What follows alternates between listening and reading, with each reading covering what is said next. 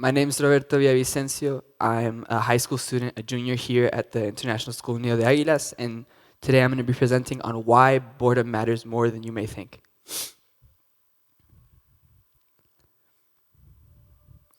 We live in the most connected time in human history. We have access to infinite information, infinite entertainment, and infinite distraction. My mom is constantly complaining about how she thinks I'm on my phone way too much.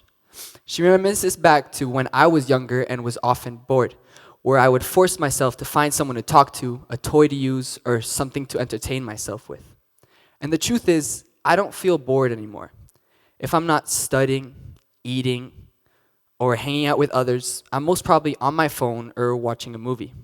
And it's not just me. Society just isn't as bored as it used to be.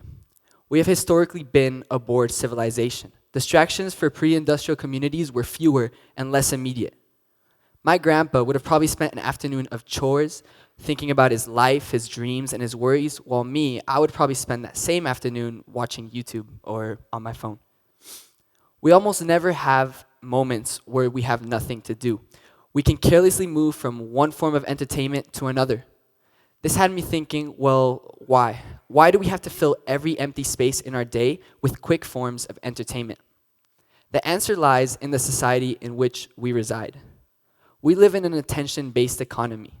Most platforms we use don't actually cost us real money, which makes them sound like they might be free, but they're not. What they're really doing is turning your attention into something that can be measured. When you watch a TikTok, they're literally tracking the amount of time you spend on each video. Did you watch for 3 seconds, 5 seconds? Did you rewatch the video? All this information directly leads to what you see next.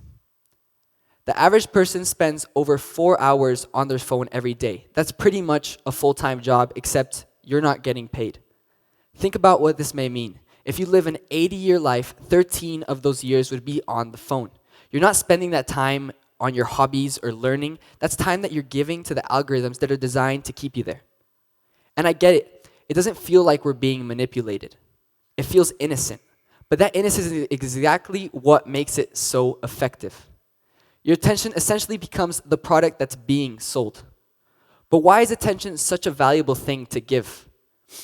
I was watching Tim Urban's talk called Inside the Mind of a Procrastinator, where he discusses the conflict between your long-term and your short-term thinking brain. At the end of the talk, he displays an image filled with boxes that represent a 90-year life split into weeks. When looking at the image, you realize how little time you actually have. 4,680 weeks. That's how long 90 years is. But maybe 1,000 of those weeks make up your childhood, another 2,000 are spent working and studying, and another 1,000 are sleeping. That leaves you with 500 weeks that are left to spend. My grandpa had fewer options to fill this time, so he was forced to be intentional with what he did. He had no choice but to be with himself and reflect, imagine, and think when he was bored. We still have that choice, but we're choosing not to do so. And this is why your attention is such a valuable resource, because you can't get it back. I was thinking back to a moment that I find quite memorable in my early life. I was probably around 7 years old, and I was wandering around my house looking for something to do. I had an iPad, and there was a TV in the living room, but I wasn't able to use them. In the far corner of the living room stood 2 baskets full of my toys and Legos, but I guess none of them seemed intriguing enough because I found myself eyeing this big physics textbook my dad kept on his bookshelf. I remember it clearly. The book was dense, it was heavy. It had this dark blue front cover with a red flare spanning the front of it. The title read, Fundamentals of Physics, 8th edition. I was bored, so I pulled it off the shelf. I ran up to my room, I shut the door, and I began reading it. As you might expect, I didn't understand a single sentence, but I reread the first chapter over and over, trying as hard as I could to understand what it was saying. And I still couldn't.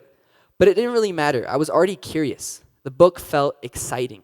The interest began spanning beyond just the textbook. I began watching documentaries, asking my parents questions, and it also started going beyond just physics. From memorizing structures in the human body to running mini experiments in my room, my curiosity grew. And it's still growing with me now, all because I was bored that one afternoon. Neuroscience studies show that when people are bored, the brain doesn't go quiet. Instead, it shifts away from focusing on external stimulation and looks inward. So that boredom isn't wasted time. Your brain is still reflecting, thinking, and imagining. You start making random connections. Some of history's greatest ideas came from boredom. Einstein said he came up with the theory of relativity while daydreaming, not while he was actively working. Steve Jobs said that Steve Jobs talked about the importance of taking long walks. He made them a cornerstone in his daily routine, expressing that it fostered his creativity and his problem solving. Boredom can literally make you feel smarter. The problem is that we rarely let that happen anymore. The moment boredom appears, we fix it. And in doing so, we interrupt thoughts before they have the time to develop. I don't think we've lost the ability to come up with new ideas or passions. We're just not being patient enough for them to appear. Boredom allows us to think about information we're often too busy to think about.